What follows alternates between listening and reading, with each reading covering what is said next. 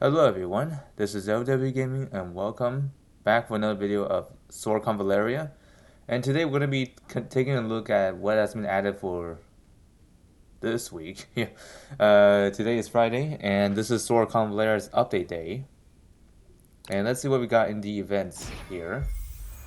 Let's see, what do we have available right now? So we got Petals and Sweet Skin. This one's for Momo.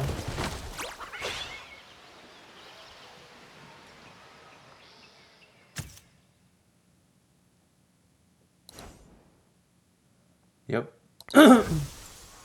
As you can see here, this is the amount you need to get yourselves a skin. Like for it'll cost you 1,280 of those Astro Gem. But if you want an exclusive set, that's about it. It's going to be 680 of those gems. But if you want both at the same time, you're going to need to dish out 1,680 to get both of them at a all-in-one discount, which is nice. And there's also Stellar Echoes event live right now for 2 weeks, and which is excellent for you to get some more additional resources. But yeah, I'm not gonna show this one because it's just basically the basically like those areas that we already been doing like daily, of course. But there could be more to it actually.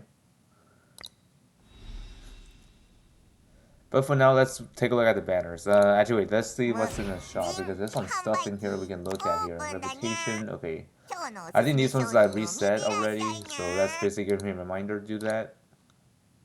I'm gonna buy this, so of course I can keep using the sweeps at ease. Now let's look at the banners. This time we got a new Destined banner. Let's see. Oh, interesting. So not only we got a new Destined banner, we also got a rerun of the debut banner from before. So we have this one that appeared like this week. We got Alexei as the featured unit in here, as well as Pamina. Yep, these two are back for you to get. And not gonna lie, Pamina looks pretty intense. And then as for the rerun, Momo is back for you to grab if you need her previously. Personally, I already got her, so we're gonna go through a review of both banners here since they both came out at the same time. So let's start with the Destined banner, featuring Alexei and Pamina. So Alexei, although I already covered his full kit before, I don't want to repeat it again, just for time convenience sake. So, anyways, his trait is called Brute Bear Blood. Alexei becomes immune to Resolve Block. His attack is increased by 20%, and he ignores the effect of Frosty Tiles. That's pretty nice.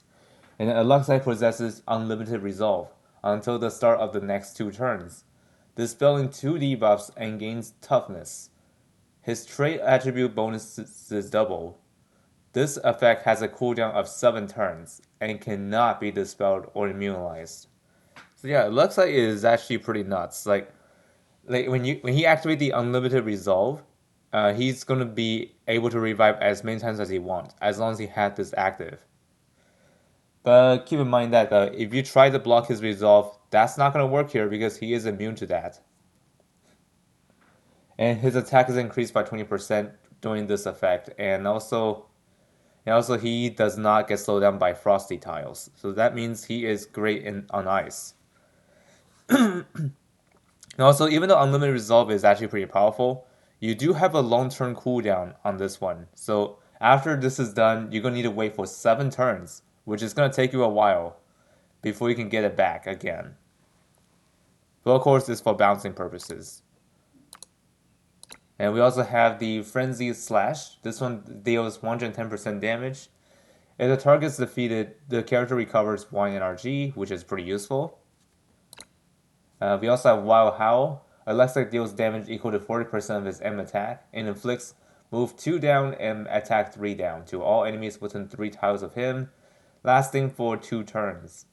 And not gonna lie, this skill is an AoE and it hits like let's just say nasty. Let's just say really nasty. I don't know, it doesn't really run much, but oh well. And also Whirlwind Axe. Alexei deals 90% damage to all enemies within 2 tiles around himself.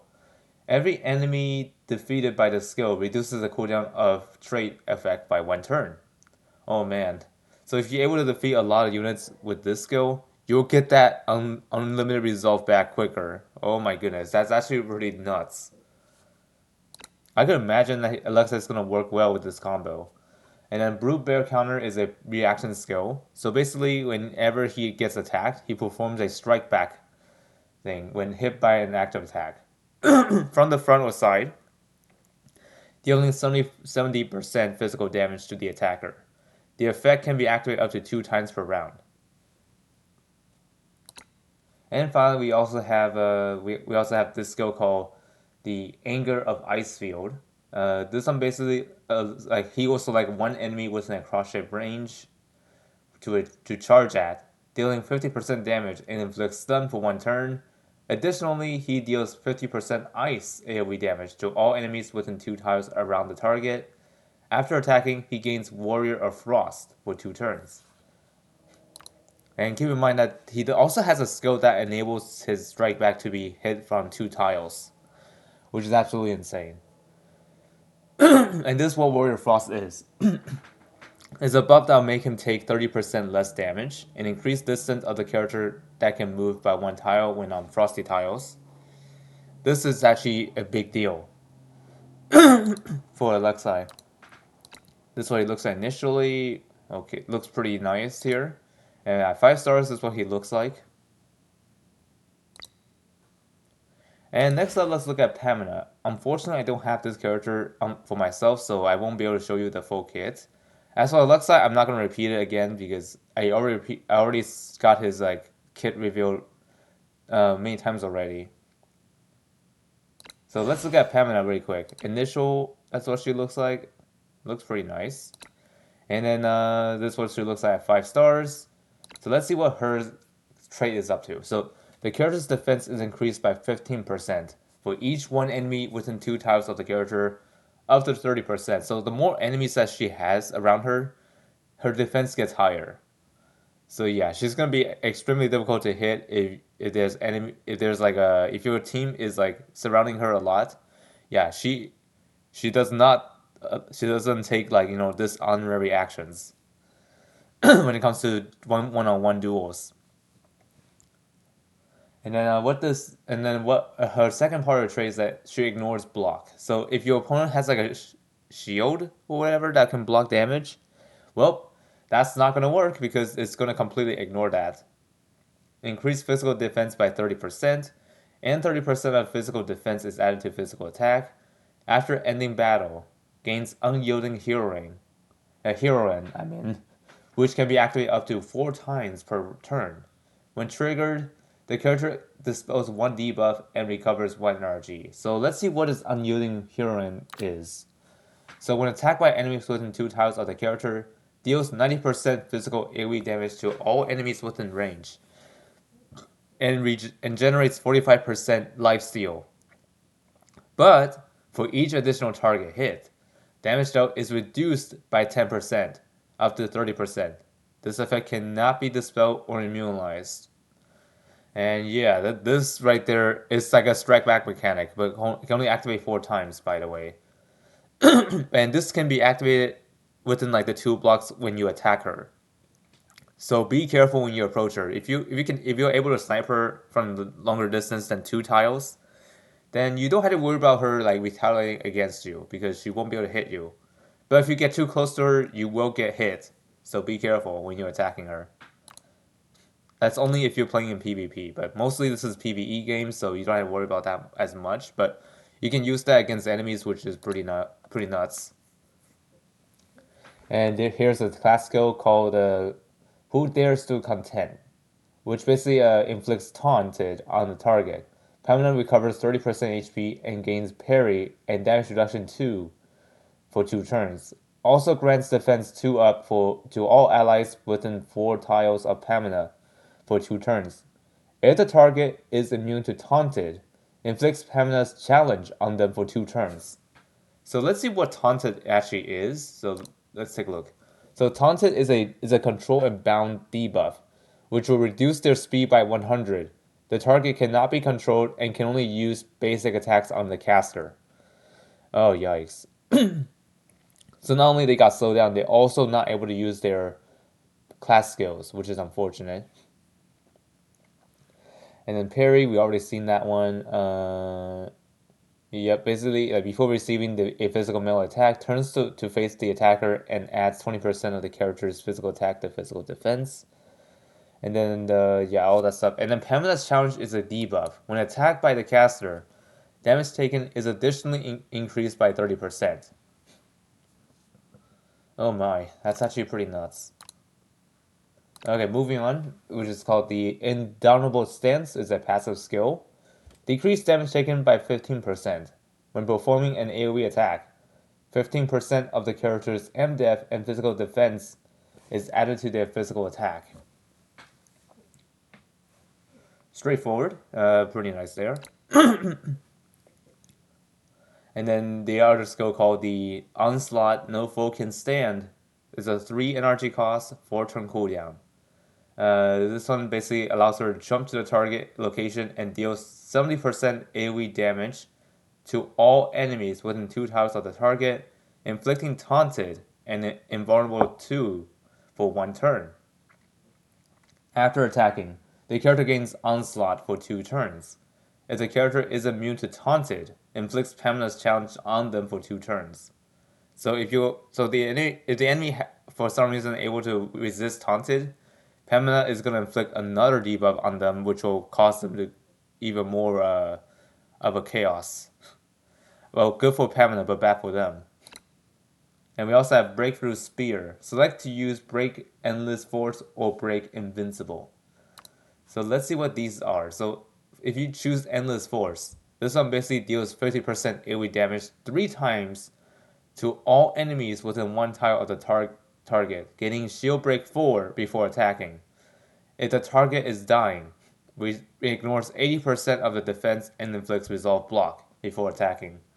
And this right there is absolutely disgusting. Because not only you're able to get yourself a shield break 4, which basically allow her to attack through the shield, I believe, or I should say deal more damage against the shield HP. Either one of those two.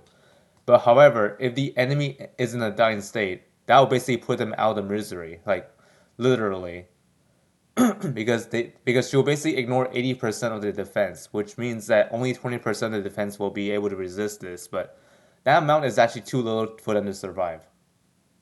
And also, resolve block is actually pretty dirty. So if there's a character that can do resolve effect, they will not be able to do that and they will die. But however, there's an exception with Alexei that I mentioned earlier, that he is immune to this. So that means you cannot really stop him from reviving.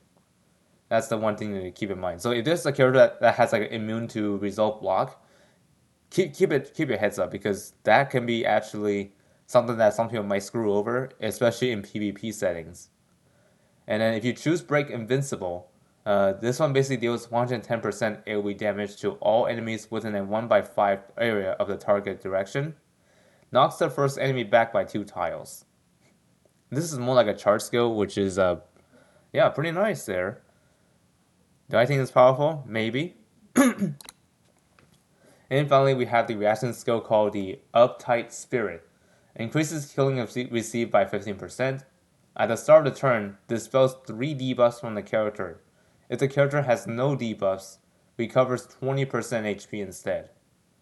Pretty straightforward reaction skill. So every time at the start of the turn, she will lose 3 debuffs, which is a nice touch.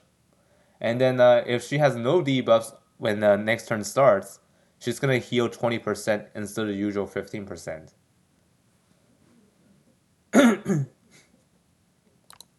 When it comes to healing receive, I mean they're both should not be the same thing, but if she has no debuff, she's gonna get some of her health back, which is absolutely nuts. And finally, even though this is more like a bonus, this is the Momo debut banner. Well, I should say Momo's rerun banner, I should say. I think Momo already existed in the game since day 1 of the game, but anyways, Momo is back as part of the debut banner. So let's see what she does. And this is what she looks like initially, and this is what she looks like at 5 stars. And also, I forgot to mention what factions those two characters are. So Alexei is Drifter and Aggression. And then as for Pamina, she is part of, let's see, what is she part of? She's part of the Night Crimson, Fortitude, and Area. As for Momo, she is part of Velder. She's also part of Sora Convallaria, and she's also part of Fortitude. Fortunately, I do have her in my roster, so although I did say earlier, I already showed you guys the full kit. I'm not gonna reveal it here again because this is gonna take too long if I tried it. So, anyways, the trait that she comes with is Doom Resonance. All enemies within 4 tiles of Momo take 35% more DOT at the end of Momo's turn. She gains 2 stacks of Repulsion Barrier, up to 5 stacks.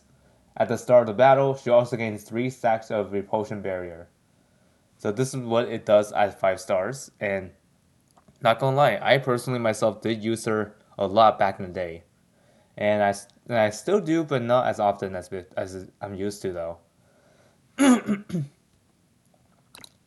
Okay, moving forward, we got a reaction skill called Erosive Force Field. When Repulsion Barrier blocks a melee attack, Momo performs a strike back, which deals 70% magic cold damage and inflicts 1 stack of infection. And man, the infection is absolutely something that you do not want to have because this one will actually stay on you forever until you cleanse it. But yeah, other than that, be careful.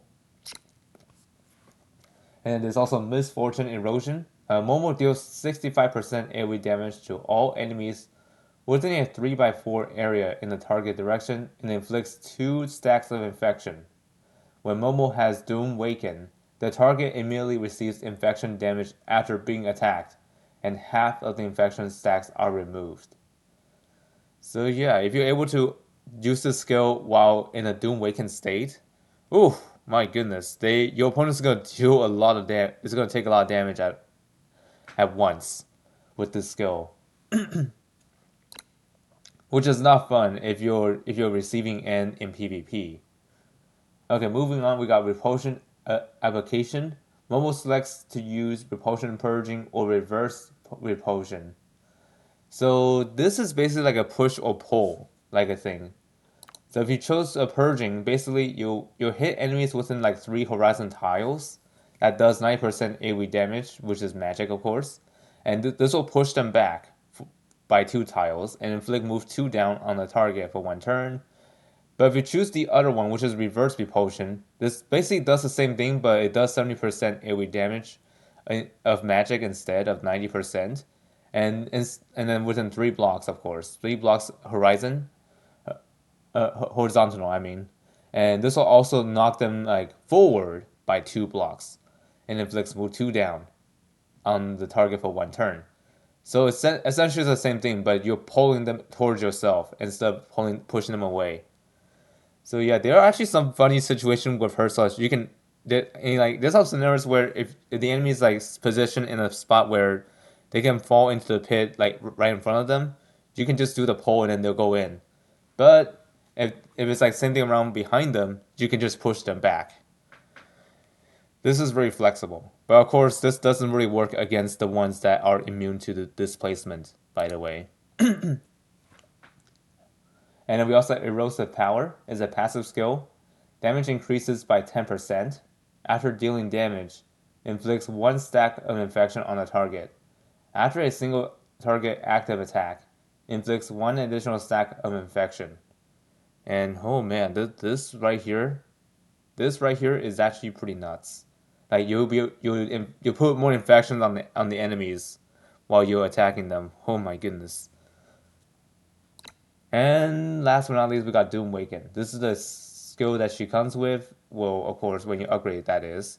And this will actually combo pretty well with the other skill that I mentioned earlier. This is an instant skill, which means you can act out of this one after you use it. So Momo gains 2 stacks of Repulsion Barrier and Doom Waken for 3 turns. This effect cannot be dispelled or immunized against So when she enters this form, the Doom Awakened state allows her to be able to hit enemies when they walk into the proximity of the area, which is 3 tiles from her. So, like for example, an enemy walk into those tiles, she's gonna initiate a attack on them, which is like a surprise or ambush attack. That is, can be done up to 3 times, by the way. And yes, it's possible you can actually target that same unit more than 1 time, as long as you have a spare charge of like ambush attack,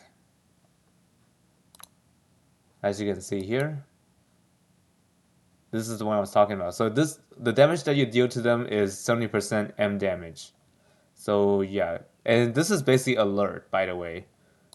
Alerts is actually pretty nasty in this game. So if the enemy walk onto those tiles that are in the alert range, they are going to get hit, and most likely their movement will get interrupted. But most of the time they can still walk through it. But if you get hit a lot of times with this, then there's a higher chance you will get interrupted.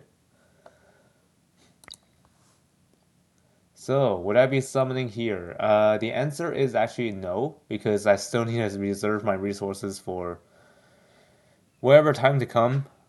Although we are still expecting that collab, funny enough, we didn't get this collab just yet, but I think we'll get it soon at some point in the future. But for now, you guys don't know what the collab is Delicious in Dungeon. We haven't got that to that point yet, but we'll have to see if we'll be getting it sooner or maybe not, depending on the schedule here. So, anyways, that's it from me. Hope you all find this video helpful or informative, and I apologize if this video is too long. And I'll see you all next time. And I'm out.